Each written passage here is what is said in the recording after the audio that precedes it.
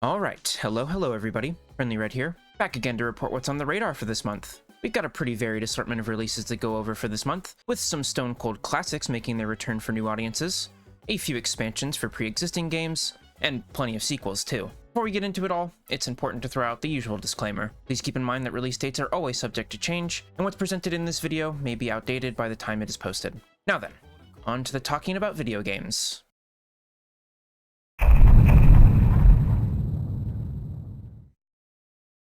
We've actually got to jump to almost the halfway point of the month to begin, with July 11th bringing with it a dual release of remasters and remakes. Both Patapon 1+2 Replay and Tony Hawk's Pro Skater 3+4 will be releasing. And before we even get into discussing the games, I just want to say that it's a really cool and funny coincidence that two collections of returning games that also just so happen to count up properly within their titles, despite not being connected in the slightest, share the same release day. That aside, these are both great to see come back. Of course, on the Tony Hawk side of things, we already got the first two Pro Skater games remade back in 2020, when Pro Skater 1+2 released. Those were fantastic reimaginings of what are probably still the best skateboarding games ever made, and it's great that we're finally getting the last two entries of the Pro Skater series remade as well, to complete the collection. I've said nothing wrong here. I was never a mega fan of the franchise like others are, but the original Pro Skater games are ones I dabbled in at friends' houses and the like when I was younger, and even today, in either their original or remade forms, they're just really solid arcadey skating games, with great feeling movement and fun tricks to pull off. And they have some pretty legendary soundtracks too. As for the other returning collection of games releasing, Patapon 1+2 bundles the first two games in the Patapon series together, spruced up in HD for a cleaner presentation, with some modernizations and options available for support and difficulty adjustments as well. And much like the Pro Skater games, I never really had too much experience with the original games myself. In fact, I think the only time I've ever really played the Patapon games in any capacity was back a few years ago on a friend's PS4, via the remaster they put out digitally on the PSN store. I may not have had too much time with the games, but I still really liked what I played, and I've always really appreciated the style of them, both with regards to the visuals and music. They all have a very clean and pleasing look to them, with strange but cute music and vocals accompanying the gameplay. Speaking of the gameplay, it's essentially a mix of real-time action, strategy, and rhythm game mechanics, with you commanding a small legion of Patapons using rhythmic, timed button presses to carry out different actions and proceed through different stages. They're very unique and charming games, and until this year, there wasn't really anything quite like Patapon, at least as far as I'm aware. I'm very glad to see the series returning after so long, and it's also pretty cool that within the same month, not only are we getting the return of Patapon, but we're also seeing the release of its spiritual successor, but more on that a bit later. Patapon 1+2 Replay will be releasing on Friday, July 11th for PS5, Nintendo Switch, and PC, and Tony Hawk's Pro Skater 3+4 will be releasing on July 11th as well for PS4, PS5, Xbox One, Xbox Series consoles, Nintendo Switch 2, and PC.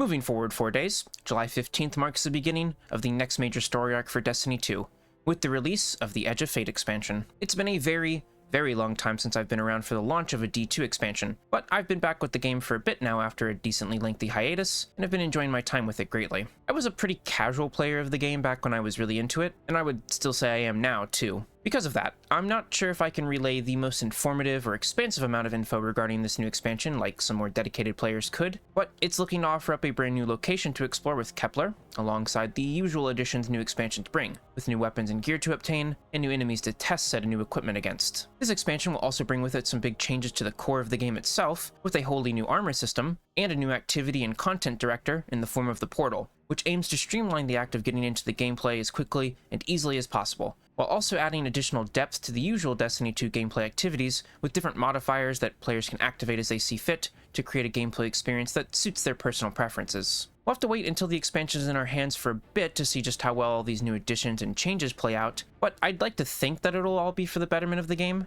especially when it comes to the new player experience, as Destiny 2 has been pretty infamous for quite some time now with how poorly it onboards newly arisen Guardians into the game. I'm personally looking forward to exploring and playing around in the new locale, Kepler, as Bungie has stated previously that they tried to craft this gameplay space around the ideas and conventions you'd find in Metroidvanias, which is a genre I'm quite fond of. We'll have to wait a bit longer to see if they've been able to pull it off, but I'm really hopeful that they did. A new Metroidvania-like experience mixed with the fantastic movement and shooting that you get with Destiny 2 sounds like it could really be something special. Destiny 2, the Edge of Fate expansion, will be releasing on Tuesday, July 15th for PS4, PS5, Xbox One, Xbox Series consoles, and PC.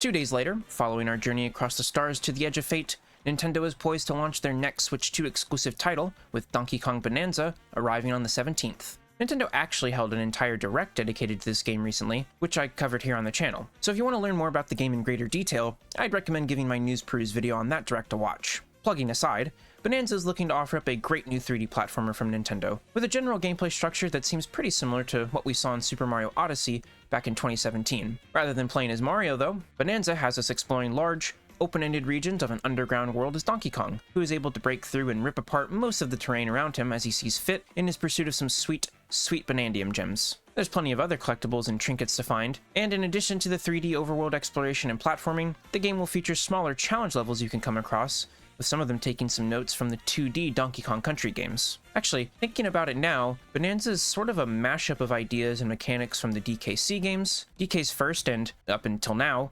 only 3D outing in Donkey Kong 64, and some more modern Nintendo heavy hitters, like Mario Odyssey and even the Zelda duology of games for Switch, while of course having plenty of new ideas and features of its own, with the highly destructible terrain and DK's new transformations, just to name a few. If there were any other developer handling all of that in one game, I'd probably be a bit concerned as to whether or not they could deliver, but this is Nintendo, and if there's one thing Nintendo knows how to do well, it's to make some pretty awesome platformers. If nothing else, I think it's fair to say already that Bonanza will be a better 3D Donkey Kong game than DK64, so, there's that, I guess. Donkey Kong Bonanza will be releasing on Thursday, July 17th exclusively for Nintendo Switch 2.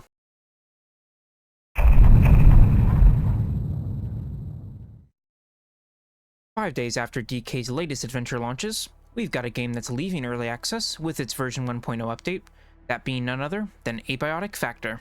I actually almost forgot about this release, but thankfully I remembered in time to add it in here before the final video was completed. I've already played quite a bit of Abiotic Factor throughout its EA period, and I consider it to be one of the best open-world survival craft games you can play today, and honestly, it'll probably go down as one of the best in the whole genre, once everything is said and done. One of the biggest contributing factors to the game's greatness has to be its world, as it is so incredibly different from what you usually get out of games in the genre. Rather than taking place out in a random, procedurally generated wilderness like so many others, the game has you exploring and surviving within a handcrafted, expansive, and almost labyrinthian underground science facility, known specifically as the Gate Cascade Research Facility, which is akin to something like Black Mesa from the Half-Life series. The entire facility is thrown into chaos early in the game, which leads to numerous problems all across the sectors and labs. Be it alien species invading, anomalous SCP-like entities breaking out of their containment, or hostile military forces coming in to try and cover everything up, there's no shortage of things that need fixing, and hardships you'll have to overcome. Thankfully, you don't have to do it alone, as up to 5 other members of the research team can tag along with you through your journey and survival across the numerous sectors of the Gate Cascade Research Facility. As you explore each sector, you'll come across other surviving scientists who you'll usually have to help to continue to explore further, which leads to unlocking new crafting recipes, gear, tech, weapons, and so much more. Honestly, there's so much to the game already, even without it being in its full 1.0 version, that it'd take me forever to try and get through everything in detail here. In short, just know that Abiotic Factor is an incredibly fun game, with meaningful and interesting exploration due to how lovingly well made the gameplay space you occupy is, combined with satisfying systems for crafting, research, skill acquisition and leveling, and an awesome thematic blend of ideas and concepts from other sci-fi juggernauts. I adore Abiotic Factor, and I think it outshines pretty much any other open-world survival craft game on the market currently. I fell out of playing these kinds of games quite some time ago, and I never would have thought I'd be able to enjoy them again as much as I had before, but Abiotic Factor has really surprised me, and it shows that there's still room for innovation and greatness within a genre that's gotten pretty stale for a bit now, or at least it has for me. Abiotic Factor's 1.0 version will be releasing on Tuesday, July 22nd for PS5, Xbox Series consoles, and PC.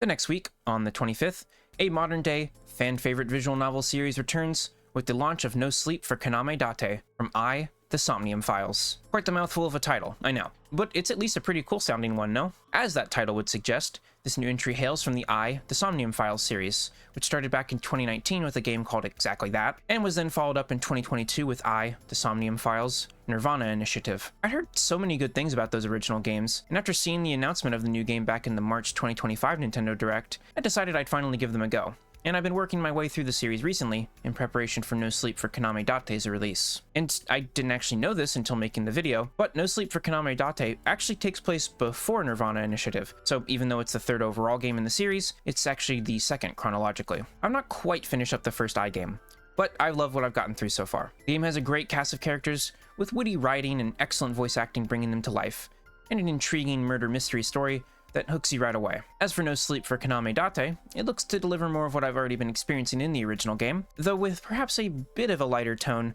and less serious story overall, at least from the little we've seen of the game and its premise, though I'm sure it'll end up being so much more than what it may seem on the surface. Gameplay-wise, the gathering of info and clues to solve an overarching mystery via the in-game detective shenanigans is still here, as is the exploration of the subconscious minds of different characters in the game, which is where some action-adventure and puzzle elements come into play. Even without completing the first game yet, I definitely recommend checking out the I series. Being primarily a visual novel-like experience with some action-adventure elements, it's understandably not going to be a series for everyone, but if you do enjoy VNs, or if you're looking for some well-written, superbly acted, and thoroughly interesting story-driven sci-fi adventures in general, look no further. And hey, if you wanted to check them out ahead of No Sleep's release, you're in luck. You can get both of the original I games for just about $13 as part of the currently ongoing Steam Summer Sale, and those discounts carry over to the Switch eShop too. No Sleep for Kaname Date from the Somnium Files, will be releasing on Friday, July 25th for Nintendo Switch, Nintendo Switch 2, and PC.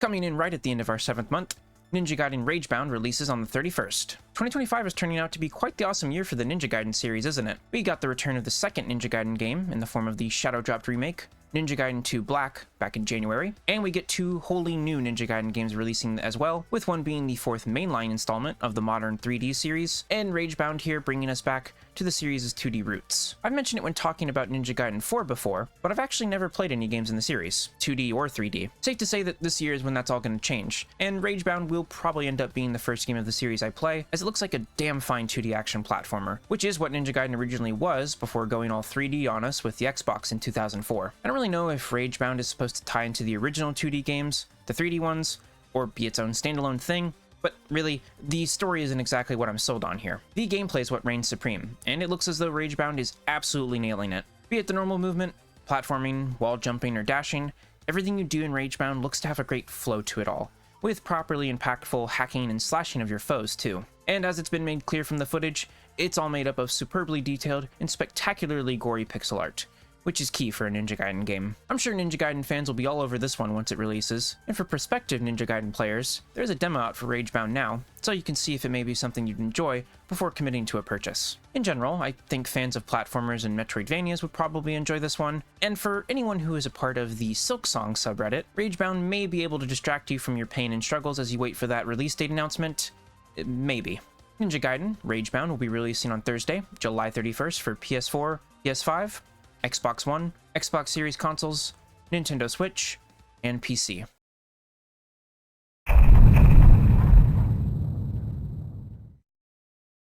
As has become tradition now, where we get into the proper end of the video, there are a few honorable mentions I wanted to highlight. There's not quite as many this month compared to previous radar reports, so this shouldn't take too long. On July 17th, the same day that Donkey Kong Bonanza releases, we'll also see the early access release of Neon Abyss 2 and the DLC expansion for RoboCop, Rogue City, called Unfinished Business. I've never played the original Neon Abyss, but I've always had an appreciation for its style, and the sequel that's releasing into early access looks to up the ante, with 4-player co-op supported this time around, so you and up to 3 of your friends can tackle the unique blend of roguelike action mixed with what I can only describe as a platform fighter plus side-scrolling shooter of sorts, judging from the gameplay. As for RoboCop Rogue City, it's a game I've played some of, though never finished, which just makes me think the name of the upcoming expansion is just trying to passive-aggressively tell me something. I really need to get back to it, as it's one hell of a power trip. There's just something so satisfying controlling RoboCop as you constantly move forward throughout the game stages, not letting any obstructions or bullets slow you down, as you absolutely decimate any enemies in your way with that signature ultra-violence the original films were known for. The expansion releasing is just looking to offer up even more of what made the base game great, and I don't think anyone's opposed to that. Moving forward to the end of the month again,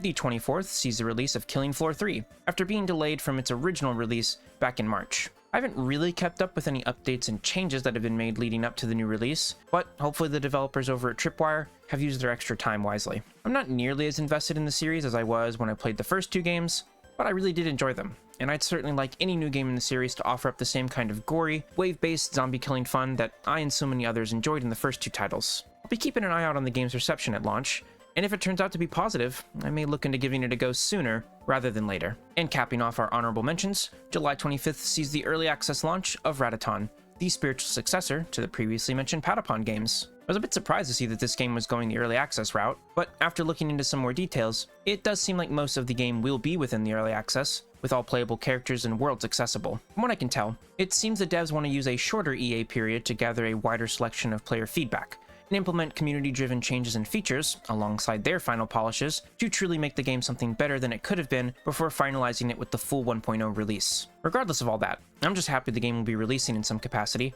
as I've been waiting on this one for quite some time. While Rataton does share a lot of similarities with Patapon, it's also bringing quite a lot of its own ideas to the action strategy rhythm jam, as it features up to 4-player co-op, with multiple playable and fully controllable characters you have to manage alongside the units you command, and it adds in some roguelike elements to the familiar stage-based structure found in the games that inspired it. And as is clear from the footage, it features its own beautiful and adorable art style, with appropriately high energy and cute music to enjoy as you and your army of kobuns make your way through the charming, colorful, and whimsical world of Rataton.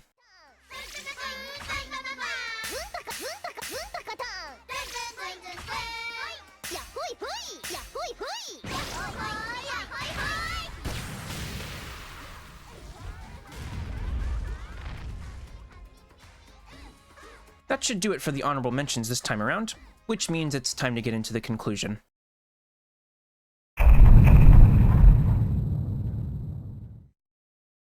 And that's what's on my radar for July of 2025. A great selection of old, new, and I suppose a mix of new in old, in the case of the expansion for Destiny 2 and RoboCop, even though Rogue City isn't really that old of a game. Looking over everything discussed here, it's certainly an odd lineup of games when I place them all next to each other. You've got your more known quantities with releases like Pro Skater 3+4, Unfinished Business, and Killing Floor 3, somewhat familiar but experimental releases with DK Bonanza and The Edge of Fate, and then the downright unique and uncommon games like Patapon and Rataton. Priority pickups this time around are Patapon 1+2, DK Bonanza, and Rataton. I also want to get No Sleep for Kaname Date, but whether or not I get it upon its launch will solely depend on if I can finish up the first two games before it releases, so I best keep chipping away at those when I have the time to do so. But, with all that being said, I think that'll do it for this video. If you made it to the end, I thank you for watching. Your continued viewership and support is greatly appreciated. Hope I was able to entertain, inform, and perhaps interest you in some games you may not have known about. And last, but certainly not least, as always, I'll see you next time.